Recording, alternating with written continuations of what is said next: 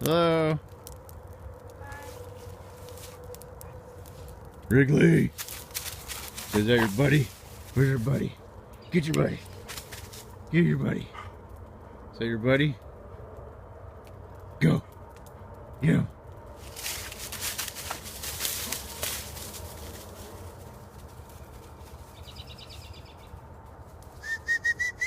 Wrigley! Wrigley! Come on.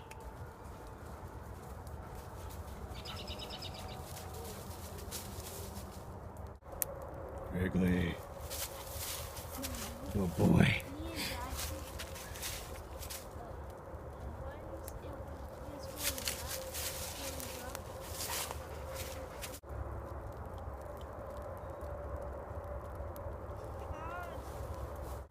All right, Liam.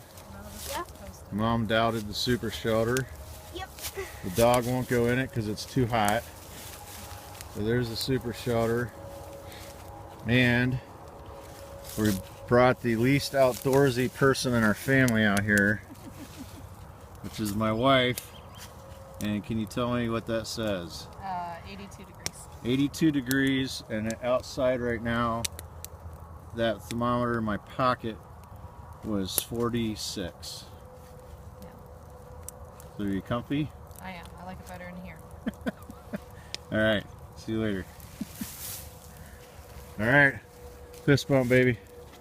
Good job. Okay, back with the super shelter. Liam, you want to explain what we did here? First we started off doing A tarp. Tarp. Right, and this is It just, has like a flannel at the bottom of it. yeah, this is just a 5x7 tarp. They're like 16 to 19 bucks. Then we have this thing we put over. It's this plastic tarp. So I'm inside the shelter, and Liam's out there stoking the fire. And I got to tell you, it's for me, I'm kind of a cold weather person. Cold weather doesn't really bother me unless it's like -10. And I'm just wearing a sweatshirt, jeans, and my boots with wool socks. I got a baseball cap on, and it is really, it's almost too hot in here. But the nice thing is, if you leave those flaps at the end, you can open those up, and then at the other end, I have that one closed. That's where the wind's coming from. You could always open that up to ventilate it a little more. Thinking that the 4 mil poly might be a little too flimsy. I might try a 6 mil poly the next time, but again, I'm trying to reduce my pack weight and kind of take some of the teachings at the Pathfinder school about, kit weight versus, function, and really thinking about what you're putting in there and what you really use, and trying to get rid of all the what if type gadgets and gizmos. So yeah, I am toasty warm. There's no doubt I could sleep in this all night. No doubt at all. I will say the challenging thing would be feeding the fire. But I think what you do is you maybe just leave an opening here, and you'd stack up your wood right here, and just kind of toss it onto the fire, because you really don't need much of a fire. If you look at that fire, that's not really a big raging fire. That's a pretty, I'd say pretty minuscule fire. And I think if you put a couple big pieces of hardwood on there that would burn all night, this? yeah, it's a little rotten. But something about that size, though, Liam, that would work good. Like a hardwood, I think you'd be fine all night in here. I don't think you need an actual raging fire. You could probably heat this whole thing with just coals. So yeah, I'm digging it. Hey Liam, what do you think? Is this something you think we could use in the future? Yeah. Yeah. I'd recommend obviously strapping it down with some bank lines, securing the bottom of it a little better, just so it's not moving around, especially if you're going to be in this at night.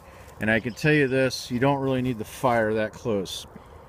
Where the end of this fire is, if you can see my hand, from there back is probably where I would put that fire. That's probably a little too close, considering it's like a sauna in there right now.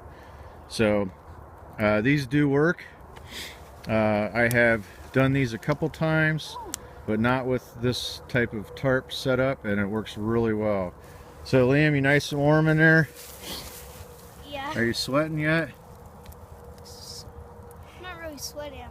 It's definitely hot in there though. I can feel, you can actually feel the heat coming out of this thing. I mean, it's just like, it's just blasting you right in the face. So there you go, guys.